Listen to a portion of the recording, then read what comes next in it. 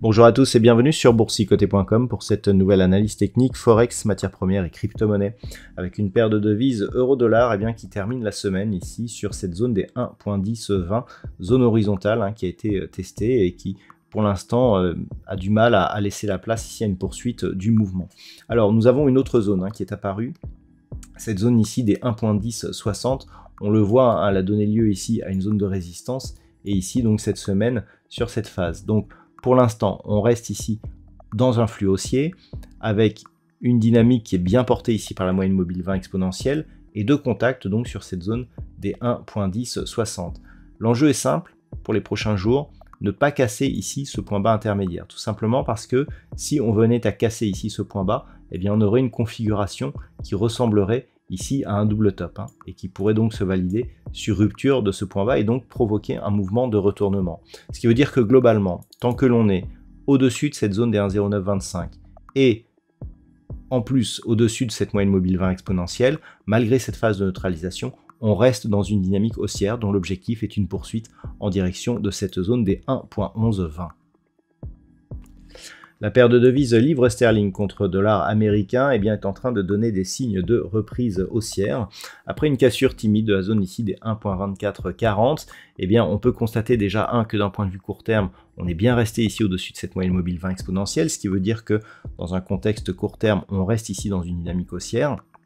Et surtout, on clôture ici largement au-dessus de cette zone de résistance intermédiaire que nous avions ici autour des 1.2520 pour au final se rapprocher de l'objectif qui se situe toujours à 1.2610. Donc ceci confirme l'orientation haussière de cette paire de devises. On voit cette zone avait déjà été résistance ici durant l'année 2022. Donc on a eu ici le retournement avec ici un point haut. Le fait de casser ici cette zone des 1.2440 va dans le suivi de cette dynamique. Donc on peut s'attendre la semaine prochaine à un contact sur cette zone des 1.2610 et donc la tendance reste haussière au minimum tant que l'on est ici au-dessus des 1.2440.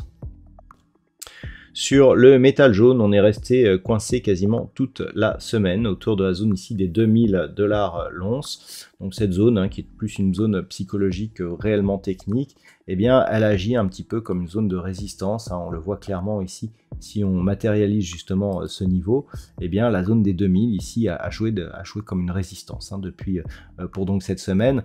Donc globalement, on reste là aussi sur un flux plutôt haussier. On est en train de s'équilibrer autour de la moyenne mobile 20 exponentielle.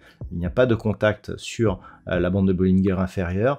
Donc ce que l'on peut dire, c'est qu'on reste prioritairement dans un mouvement qui est haussier, et ce tant que les cours restent ici au-dessus de cette zone des 1957-1960 $ l'once. Ce n'est seulement que sur rupture de cette zone que l'on pourrait avoir un signal de retournement. Mais globalement, tant que l'on est au-dessus de ce niveau, l'objectif reste une reprise du mouvement haussier en direction des points hauts historiques du métal jaune à 2070 $ l'once.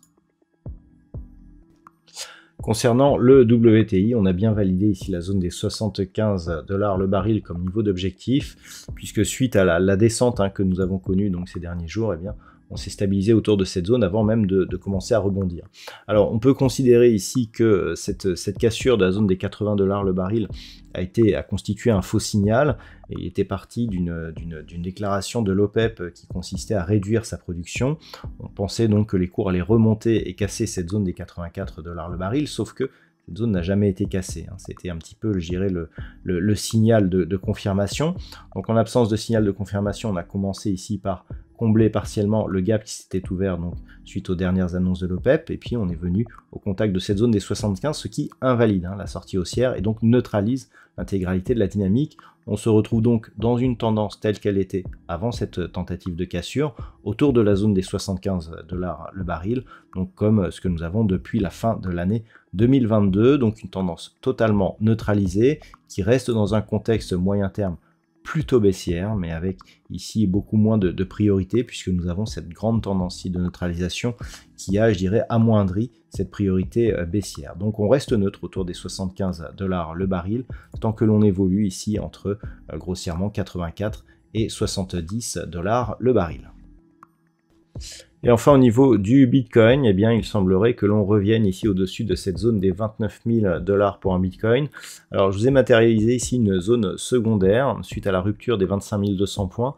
Eh bien on s'était arrêté ici sur cette zone des 27 000 $ pour un Bitcoin, et puis suite à cela on avait évolué ici entre cette zone, donc on avait comblé le gap qui s'était ouvert, et la zone majeure ici des 29 000 $ pour un Bitcoin.